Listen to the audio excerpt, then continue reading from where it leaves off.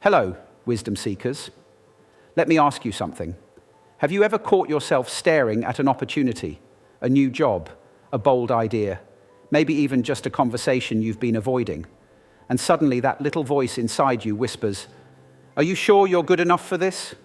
It's quiet, isn't it? Self-doubt rarely shouts. It sneaks in, subtle as a shadow, and before you know it, you're frozen. You hesitate. And just like that, the moment passes. Why do we do this? Why do intelligent, capable, and passionate people like you, sabotage themselves? Is it fear, a habit, something deeper? Today on the Pinch of Wisdom show, we're not just pulling back the curtain on self-doubt, we're tearing it down. We'll talk about where it comes from, why it keeps holding us back, and, most importantly, how to eliminate it for good. This is not just a show. It's your moment to pause, breathe, and find clarity. I'm Cleon Vera, your guide on this journey of self-mastery. Let's dive in. Let's start with a big question. What is self-doubt? Self-doubt is like that frenemy who pretends to be looking out for you, but actually sabotages every good thing in your life. It shows up in different ways: procrastination, perfectionism, or that sinking feeling of, I'm not good enough. Where does it come from? It often starts in childhood. Imagine little Johnny tugging on his dad's sleeve at the store asking for a toy. His dad, stressed out from work, snaps, "No, you don't deserve it." Johnny doesn't hear the frustration. He hears, "I'm not worthy." Those early moments, those critical words stay with us. They become the roots of limiting beliefs like, "I'm not good enough," or "Success isn't for people like me." But here's the kicker. Self-doubt isn't fact. It's a story, a narrative we repeat so often, it feels real. Take a moment and think about this. What's one belief you've held onto that's kept you from chasing a dream? Write it down, because today we're going to rewrite that story. Let's look at the brain for a moment. Why does self-doubt feel so sticky? Neuroscientists explain that your brain is wired for two things: survival and efficiency. The part of your brain called the amygdala is like your internal alarm system. It's designed to spot danger, real or imagined. Here's the problem. The amygdala doesn't know the difference between stepping into a new challenge and stepping into traffic. It hits the brakes on both. Then there's your prefrontal cortex, the decision maker. It's where you weigh options and plan. But guess what? If you've trained yourself to avoid risks, your brain defaults to patterns, habits like self-doubt. Self-doubt is a survival mechanism, but in today's world, it's like bringing a fire extinguisher to a pool party. It's not helping, it's holding you back. Think about this. What would your life look like without self-doubt? Colonel Sanders didn't start KFC until he was 65. Imagine if he'd said, "I'm too old for this."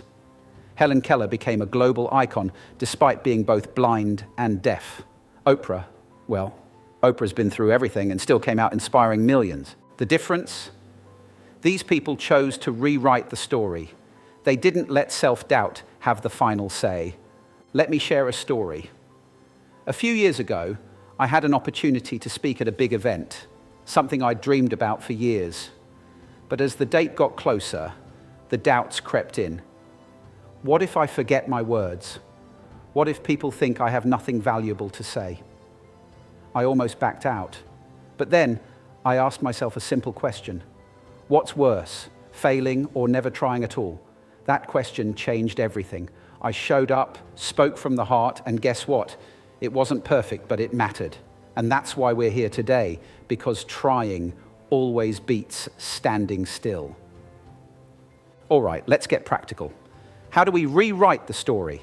How do we eliminate self-doubt for good? Step 1, reprogram your mind. Stop feeding the beast.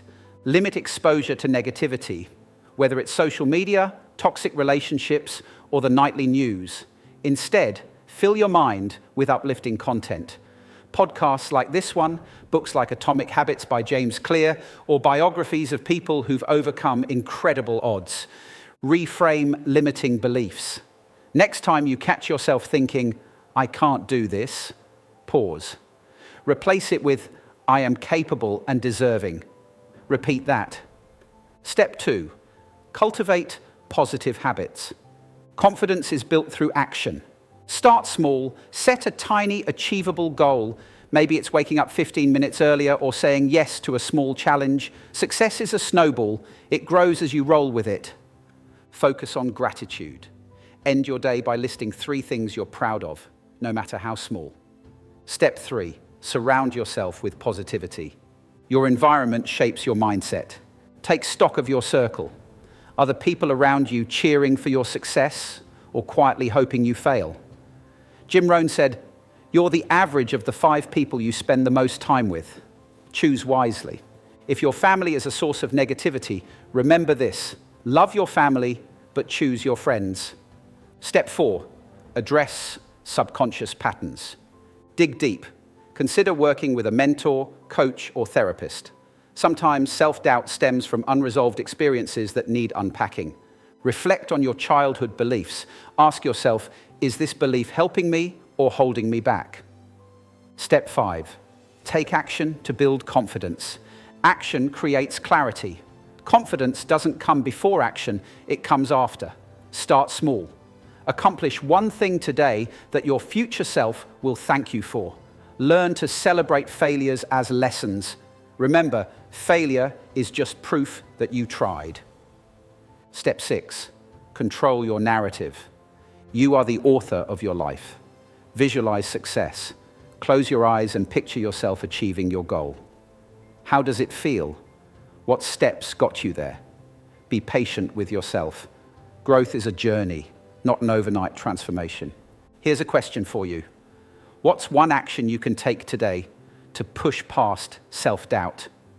Maybe it's applying for that job, signing up for that class, or simply starting a conversation you've been avoiding. Write it down. Commit to it. Self-doubt is persistent, but it's not permanent. It's a story you've been telling yourself, and the good news, you can write a new one.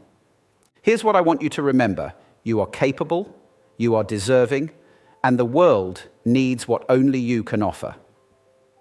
If today's episode sparked something in you, don't let it stop here. Subscribe to the Pinch of Wisdom show for more episodes like this one.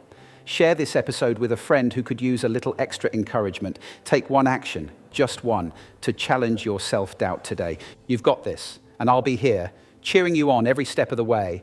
This has been Cleon Vera, your host, signing off from the Pinch of Wisdom show.